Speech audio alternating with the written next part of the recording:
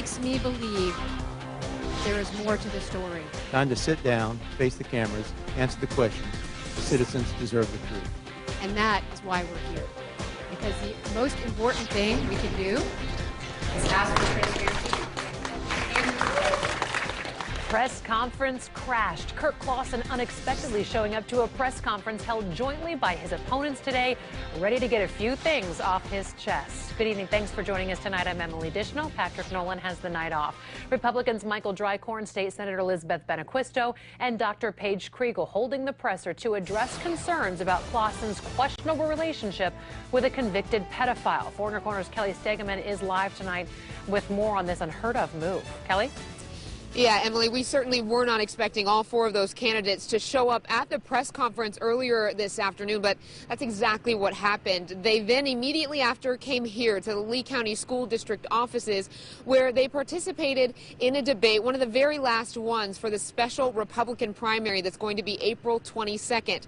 Now, here at this debate, they all reiterated a pact that the candidates made. They announced that this afternoon at the interesting and I would say surprising press conference, to say the least.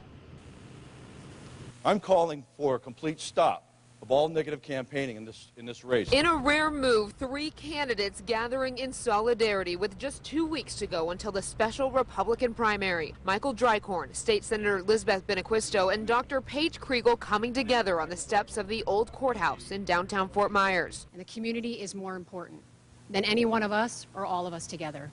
And that includes Mr. Clawson. And that is why we're here. These three intended to stand together to immediately stop negative campaigning, call for truth and financial transparency, and to call on Kirk Clawson to answer concerns related to his business relationship with a convicted sex offender. When this scandal broke last week, we were given conflicting stories, and we were given evasion, we were given deception, and in some cases, outright lying. But this party of three quickly became a party of four. And that is why we're here. Because the most important thing we can do... When Clawson unexpectedly showed up. Would you all like to hear from me? Thank you.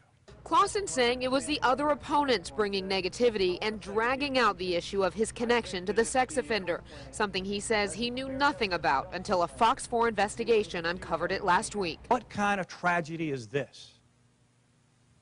That the mother has to be dragged through this again for a political gain by two career politicians. But these career politicians say Southwest Florida has been scarred too many times. We've been through the Mark Foley scandal. We've been through the Trey Radel scandal. We've had enough scandals. These are serious issues. All the red flags are there. It's time to be vetted. It appears a stalemate. These players waiting for the next move. And if they will stop their super PACs, as they can, from slinging mud, then I will be glad to do the same thing.